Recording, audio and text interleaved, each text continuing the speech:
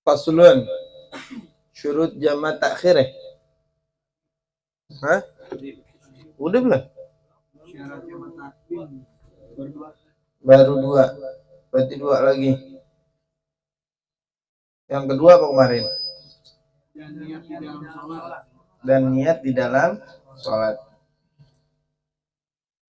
Bismillahirrahmanirrahim. Yang ketiga, wal muwalatu bainahuma. Dan hendaknya langsung mengerjakan antara kedua sholat tersebut.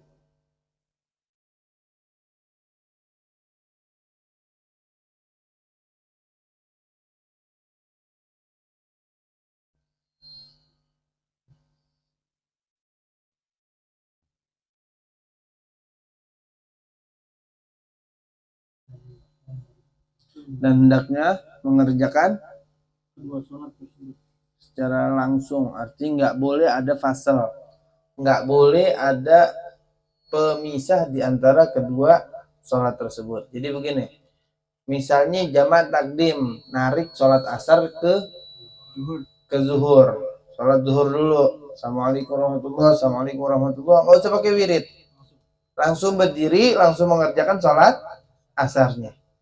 Lain hal, pengen kencing nih, nggak tahan lagi nih, misal tahu-tahu atau nggak sengaja kentut, boleh wudhu habis itu langsung mengerjakan sholat yang kedua, ya.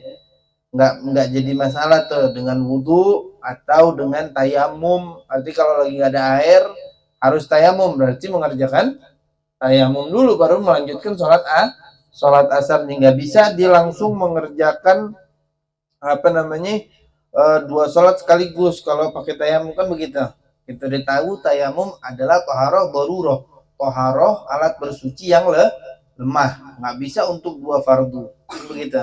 Itu habis satu, habis itu tayamum lagi melakukan sholat yang kedua, ya. Itu jadi nggak boleh. Makanya kebanyakan kan kita kalau sholat jamak tuh habis pertama selesai langsung berdiri melakukan sholat yang kedua.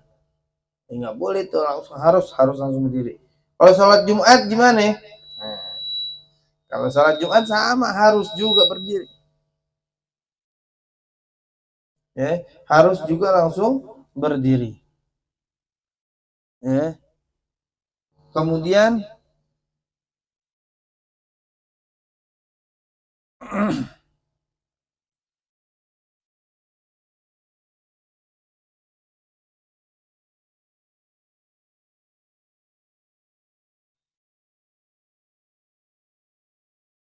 itu kemudian yang terakhir yang keempat, wadawamul uzri, dan masih berjalannya atau masih adanya uzur,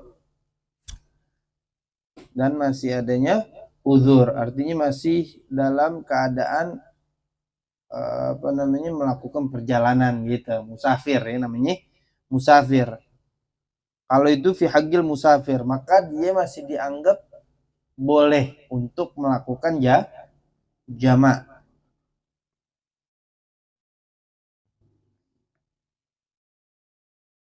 Harus masih ada nih uzurnya. Uzur itu kan kalau di dalam masalah sholat jamaah apa uzur? Uzur fi haqqil musafir, di dalam haknya orang yang musafir, dia dikatakan uzur. Dan mator, hujan di dalam haknya orang yang mugim, maka dia masih diperbolehkan. Sama nih ukurannya, sama, artinya jamak takdim itu dari syarat pertama sampai syarat keempat harus terpenuhi. Syarat keempat yang paling penting nih, kadang kita kagak ngeh. Kalau kita masih di perjalanan, kayak berhenti di rest area buat sholat, lalu udah dekat, masih boleh karena uzurnya masih dawam, masih berlangsung itu uzur. Dari karena itu boleh melakukan jamak. Ya, kalau enggak, udah sampai rumah, kan baru sampai, nggak apa-apa, masih hawa-hawa perjalanan, nggak boleh. Udah nggak ada yang namanya dawamul uzri, udah nggak ada. Kalau udah nggak ada, berarti habis rukhsah atau kesempatan untuk memperbolehkan sholat jamaah. Ya. Habis daripada pembahasan jam'ut taqdim. Jangan ada yang bertanya lagi kalau prakteknya.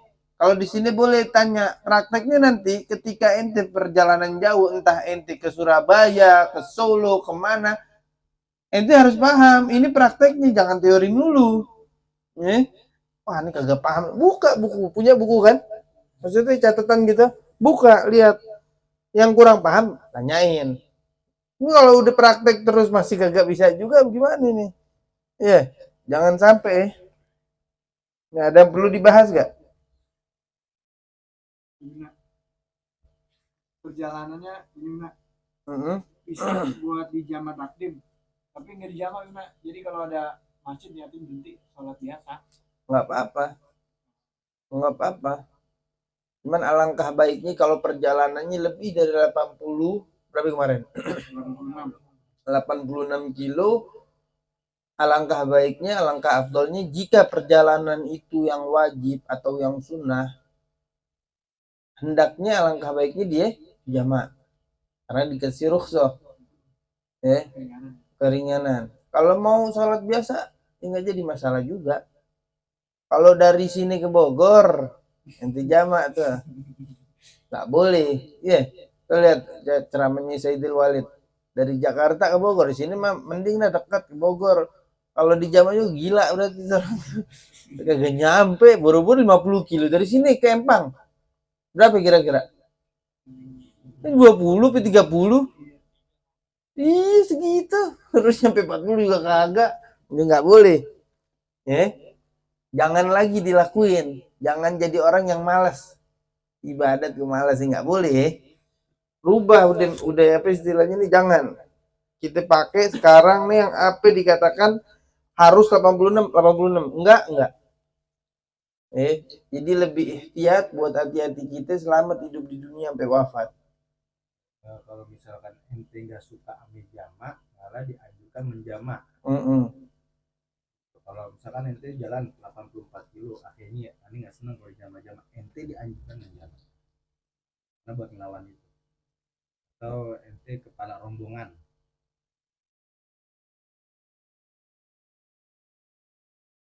Kalau kepala panitia agudusannya ke pantai, jangan jamak, kalanya gitu.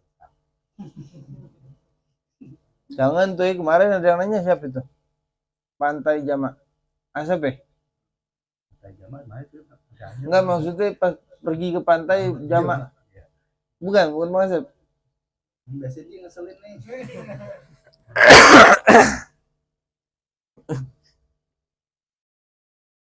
Lagi. Iya. Kalau misalnya dia perjalanan dia kurang dari 86 km, tapi dia terhambat, terhalang sama keadaan macet gitu, menempuh waktu soal itu kayaknya nggak kekejar gitu, itu gimana? Oh, udah gini deh, gua dikasih pertanyaan ya. Dia misalnya gini, Bibna, dimasuk tol deh. Ya, tol itu kan areanya ada jarak, Bibna. Gitu kan. Atau kalau mau jalanan umum dari Lenteng Agung ke Pasar Minggu ya, itu jarang ada masjid ya. Gitu kan macet itu total tuh, Bibna. Ternyata di perjalanan itu di maghrib, Bibna. Dan macetnya parah, Bibna. Akhirnya nyampein di ke waktu Isya. Apakah boleh dia niat menjamak sholat? Enggak boleh. Berdosa. Apalagi kalau udah tahu keadaan Jakarta macet, terus disengaja jalan. Itu hitungan orang-orang tuh sengaja. Kenapa? Dia tahu pulang pasti macet. Kenapa nggak nunggu sholat maghrib? Bener nggak? Iya, tungguin maghrib, tapi sholat maghrib jalan. Nih, lihat Miftah nih dulu nih, sama Abah nih. Maghrib mau langsung jalan, pulang. Tahan dulu, sholat dulu, enggak? Tatib dulu. Nggak boleh, nggak boleh pulang sama Abah nih. Kenapa? Jangan dibiasain, azan berangkat kayak kalong. Tuh, maghrib keluar, maghrib keluar, jangan. Sholat dulu, kelarin. Wah, buru-buru, penting sholatnya dulu. Jangan langsungan seperti itu, nggak bagus. Udah pasti nggak dapet, apalagi dari sini ke Jakarta dah. Jangan Jakarta, Condet kan hitungannya, bukan Jakarta pusat ya. Ke Condet aja sejam lebih. Belum tahu. Udah pegel aja di jalanan tuh bawa motor tuh, apalagi macet udah pegel aja. Kecuali kalau kayak aneh jam 3 jalan, si aman, enak tuh Jakarta. Kalau di jam 5. Ya, Mbak, lagi jam 9 malam ya, nggak jadi maghrib. Jangan jadinya. Biasakan kalau udah masuk waktu sholat, lakukan yang kewajiban kita dulu sama Allah haknya. Ente mau jam memang kondisi mana pas Sukabumi? Ya enggak, ya Sukabumi misalnya atau tadi Kempang Bogor keadaan macet gitu. Oh jadi ente mau jamak? Nggak boleh. Ya, kalau dia mah orang kubur. Ada lagi? Nggak deh. Kalau seandainya perjalanan kalau dihitung sih muter-muter doang tapi sampai 86 kilo. Maksudnya dari sini kayak ke Cikampek cuma tinggal terbalang. Oh, Kurin. Ya. Itu dia mah dari sini ke Cikampek udah masuk batas boleh jamak Bray. Udah. Oh di Cikampek, jangan Cikampek muter-muter dari sini ke Depok muter-muter gitu. Iya. Si kagak kan dalam kota mah. Enak banget kalau begitu. Jadi yang muter-muter aja 83 kilo sama bodoh. Yang dimaksud di sini perjalanan. Yang namanya musafir ada tujuan dari satu tempat ke tempat lain. Gitu. Satu tempat atau satu kota ke kota lain. Kalau zaman dulu ada sur, namanya ada suar. Suar tuh kayak gapura. Iya. Kalau sekarang udah nggak ada. Daerah Jawa Timur tuh insya Allah masih ada. Ada Pasuruan Dati 2. Sono lagi Pasuruan Dati 1.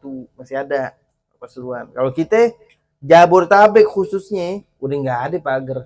Maksudnya tanda ini masuk kota. Tanda udah nggak ada. Hitungannya udah jadi satu. Kenapa? Karena salah satunya suar, yang satu lagi yang dianggap itu bangunan. Rata-rata hampir nyambung semuanya Jabodetabek. Bener gak? Bahkan sampai Habib Ali Masyhur Allahyarham tuh pas ke Indonesia dan ke Jakarta, ini lihat Jakarta ini emangnya satu gitu, nggak bisa dari kota Jakarta Timur ke Jakarta Selatan jangan nggak bisa, karena udah dianggap satu gitu. Nyambung semuanya coba, ada dari Jakarta. Hah? Geografisnya doang, cuman di dalam hukumnya kata Habib Ali satu kota masih dihitung satu kota gitu. Sekarang naik pesawat tuh dihitung nggak? 1 jam misalnya dari sini ke Palembang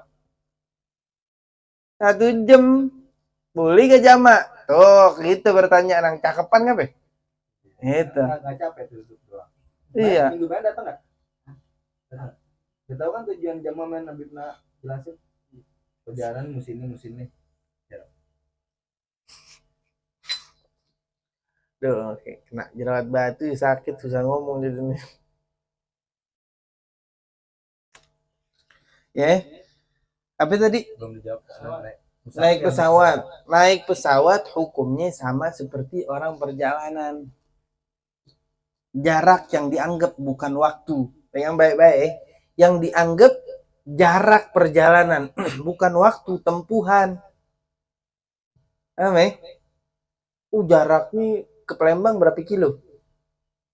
Kayaknya melebihi 86 dah.